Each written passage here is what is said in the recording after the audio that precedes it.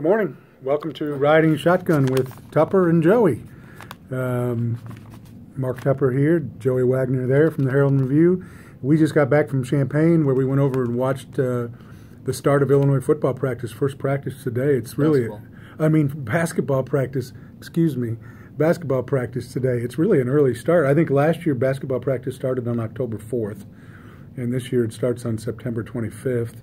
And I know Brad Underwood was glad to get out there. We talked to him afterwards, Joey, but it's a real different look, isn't it? I mean, a lot of new guys. You kind of got to start by who's that? Who's that? Who's that? You spend a lot of right when you get there trying to identify who is who, because there are a lot of young faces on that team, a lot of new pieces in, replacing some of those old pieces that left. But the look of it, they are long, and it's different to hear. You hear Brad say it all the time that he wants length, but when you actually see it, it helps a lot more really understand what he's going after. More athletic, quicker, just a lot of interesting, intriguing pieces. Really strong at the guard position.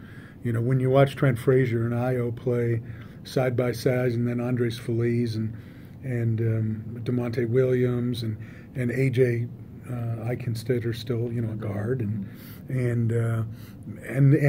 Tevian Jones. I mean, wow, they haven't had anybody like him for a while. He's the most impressive to me, and that's not to take anything away from Io. We kind of knew what we thought Io was going to be, which is a really good player. I don't think anybody disagrees with that. No, that's right. But we didn't really know a lot about Tevian Jones, and he looks the part absolutely. He's very long. He's very quick.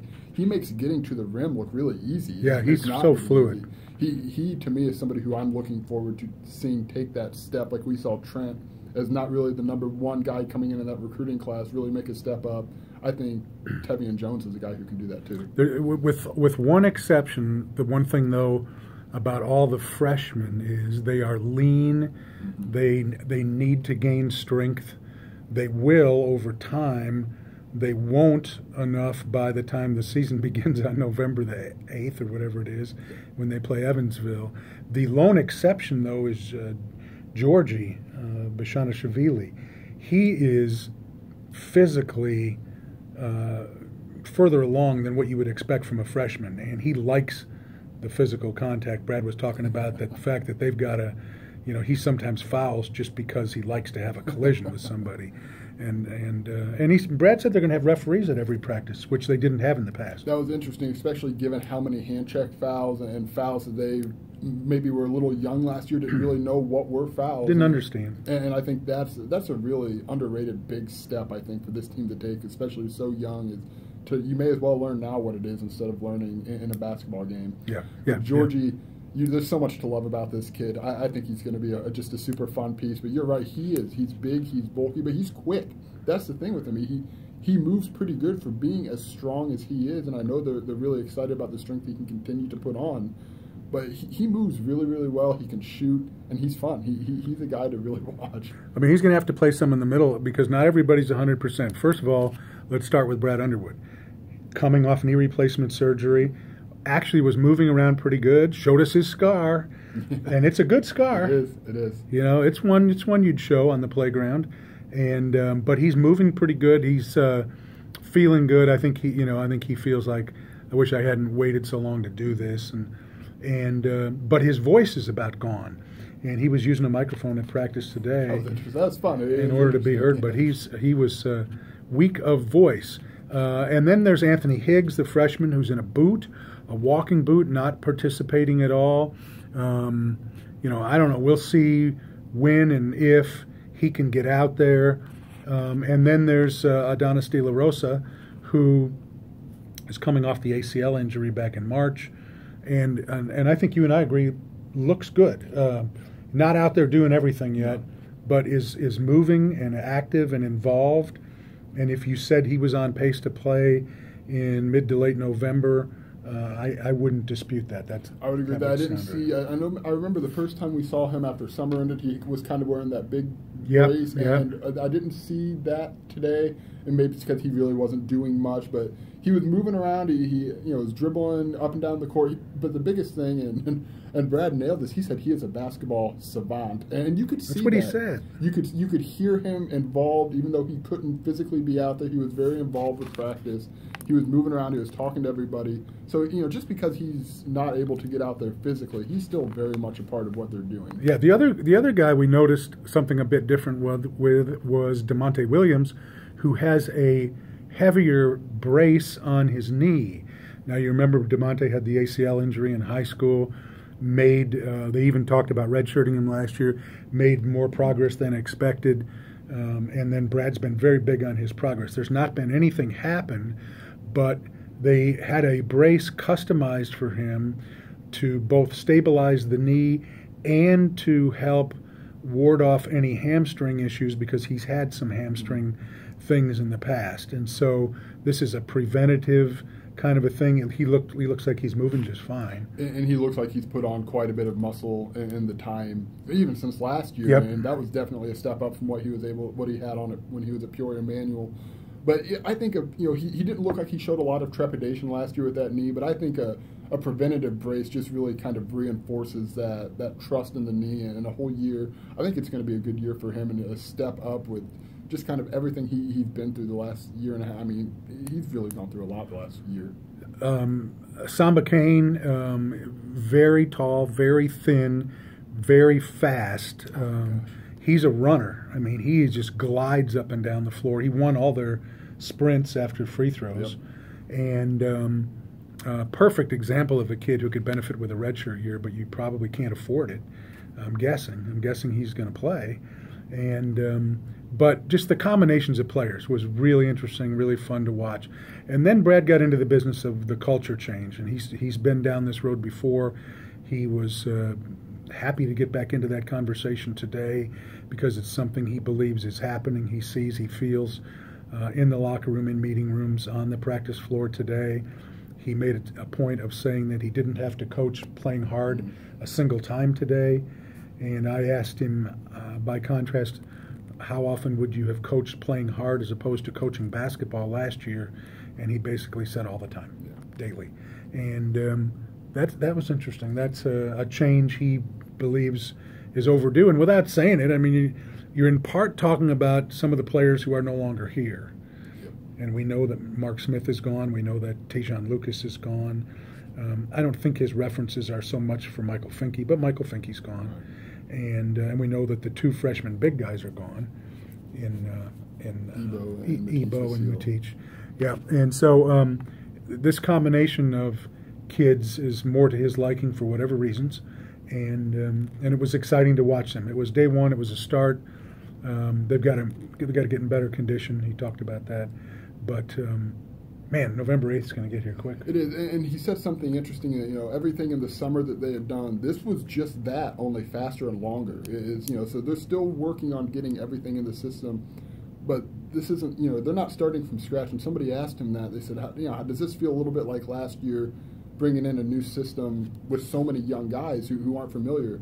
And he adamantly said, no, this is not that at all. He's got veterans there, and Kipper and AJ and Trent, who have been through this, who know who he expects. He's got Tyler Underwood, who knows what he expects, and that's all part of that culture that now people know in that locker room know what Brad Underwood and his coaching staff want, and that's a really big step for that program. Yeah, and the other thing was he's coaching these freshmen, but he's also coaching the veteran guys. He had words for Kipper, he had words for Trent when they did things that he didn't like. There are things that he allowed last year that he's not going to allow this year, and that's okay. He's coaching everybody, and he said, I'm having to be a little more patient, and it'll be fun to watch. I don't know how much of practice we'll get to see as the preseason moves along here. It was nice of him to allow us in for the last half hour or so today, and but it'll be fun to see how this all transforms. So good to see basketball get started. And the guy we didn't really talk about was Aaron Jordan. There's going to be a lot of a leadership factor on this kid's shoulders. We saw it a little bit today in the way he stepped forward, and he made some free throws to stop the running when they were doing quite a bit, and Brad Underwood didn't have to ask him to go up there and shoot those free throws. Brad told us he was trying to put some of those younger guys in high-pressure situations, and they didn't make both ends of the one-on-one, which has different ramifications for how much you do and don't have to run. And after the last one, Aaron Jordan just walked up to the free throw line, and he took it by the horns. He made both. Brad said Aaron decided he didn't want to run anymore. So he just walked up there and nailed the 2 free throws, and that ended it. And that was big to me. I think Brad saw it too, and something like that is important. He said, if I can get everybody to love Illinois basketball like Aaron Jordan does, we're going to be in pretty good shape. And isn't that interesting? Because a year ago, or about, right, we assumed that DJ Williams would transfer and Aaron Jordan would transfer. That's what we assumed. Mm-hmm. Because you're looking at the people who hadn't played much in the final go with John Gross, and you're thinking, okay, this guy's disappointed, and with DJ Williams, he was. But Aaron Jordan loved being in the Illinois basketball program, loved being a student at the University of Illinois, and has become a Brad Underwood favorite, a guy he can really lean on, and made some plays today too during the scrimmage. And he can get hot in no short order. It does not take Aaron Jordan long to get hot. So it's not just the fact that he's going to be a guy on the sidelines cheering on his teammates. He can get going and be a really productive member. One more quick aside: we're a little, Samba does look very thin, but remember, he wasn't there for the first 8 weeks. He's 8 weeks behind physically of time he could have spent with Fletcher to put on weight. And I think once they get in the system and you can start seeing him put on weight throughout the season, he's going to get bullied around, but he might be able to start standing his own a little bit as the season gets going. Football, we're into a bye week. Probably comes at a good time. They need to get some people healthy. They need to get Jamal Milan back in the middle of the defensive line. I thought the run defense was so terrible against Penn State, and he alone won't fix that. Now Jamal Woods is Jamal Woods is down, and he's played pretty well for them. They need to get A.J. Bush back, in my opinion, although you and I both agree that M.J. Rivers has done a really commendable job trying to hold things together. I think for a true freshman, he's really done a good job. To not throw an interception for 11 quarters, and really the one he threw Friday night against Penn State, that kind of went into the trees. I mean, there was a lot of arms on that football, and it took a wild play from a linebacker to dive to catch it. So if you would have said, we're going to have to put this freshman in for 11 quarters, and by the way, he's not going to throw any interceptions really during that stretch, I think most people would have stood up and applauded that, because that's a really impressive task. He can't quite get a sense of when the pass rush is about to engulf him. That's typical of a freshman. We've seen seniors who never figured it out. So, all that stuff is good. They have a must-win road game coming up, though, at Rutgers. I agree. And they really need to win that game because there's winnable games. The Big Ten is not real good this year. Illinois does not play Ohio State, does not play Michigan, does not play Michigan State. That's a tremendous break. You've got to take advantage of some opportunities to win some games. And there's still 4 winnable games out there.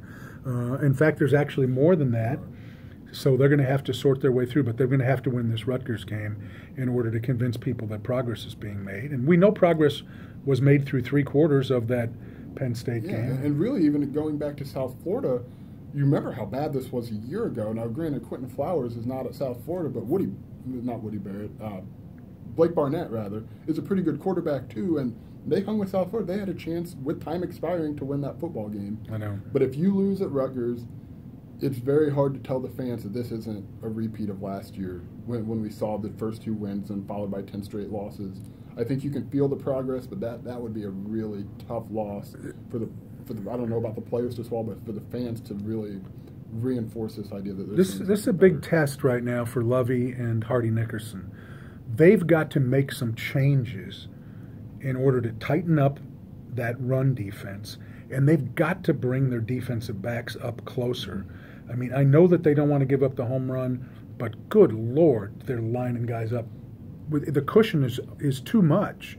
You've got Nate Hobbs back now. Get him practiced up, ready to go. You've got Tony Adams. I don't know about Bennett Williams. What's his status? What was his injury? I don't know. I don't remember the exact injury. I know he left the game Friday with an injury. He was out for the remainder of the game.